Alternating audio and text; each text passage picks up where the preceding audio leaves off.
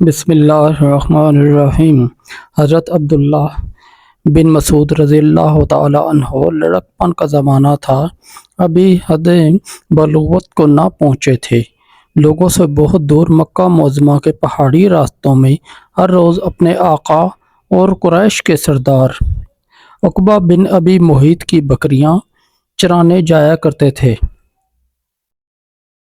لوگ انہیں ابن عبد کے نام سے پکارتے تھے، جبکہ ان کا اصل نام عبداللہ اور باپ کا نام مسعود تھا۔ یہ ہونہار فرزند نبی کریم صلی اللہ علیہ وآلہ وسلم کے مطابق کچھ باتیں عجیب سی سنا کرتا تھا، لیکن ان باتوں کی طرف دو وجہ سے دھیان نہ دیتا تھا۔ ایک تو بچپن کا زمانہ اور دوسری وجہ یہ تھی کہ اکثر وقت مکی معاشرہ سے بالکل الگ تھلگ گزارنا روز کا معمول تھا۔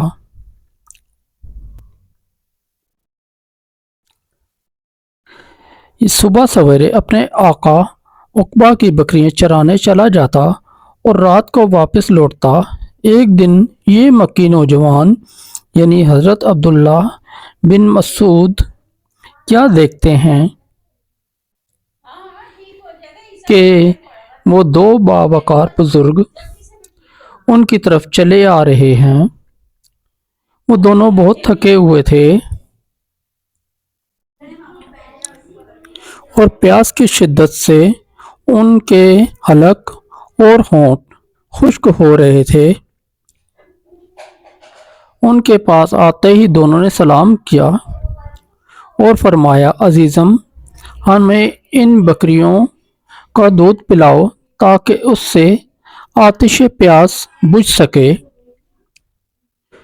اور ہم اپنی اتڑیاں تر کر سکیں۔ اس پر اس ہونہار لڑکے نے جواب دیا، میں ایسا نہیں کر سکتا۔ یہ بکریاں میری نہیں، میرے پاس تو امانت ہے۔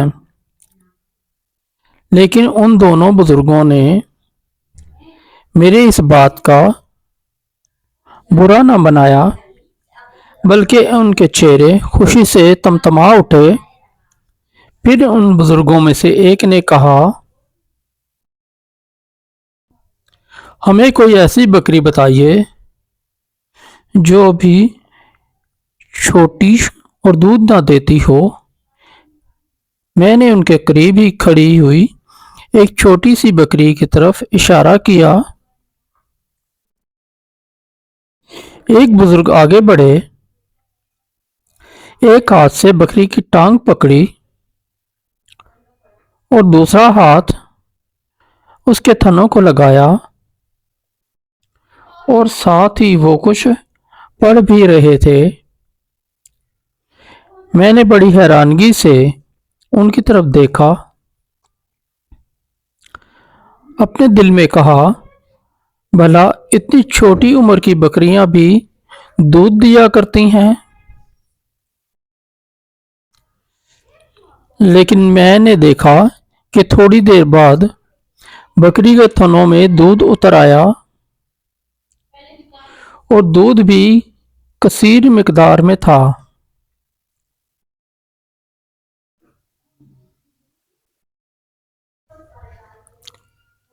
دوسرے بزرگ نے ایک پیالہ نما پتھر پکڑا اور اسے دودھ سے بھر لیا۔ دونوں نے خوب جی بھر کر پیا اور مجھے بھی پلایا۔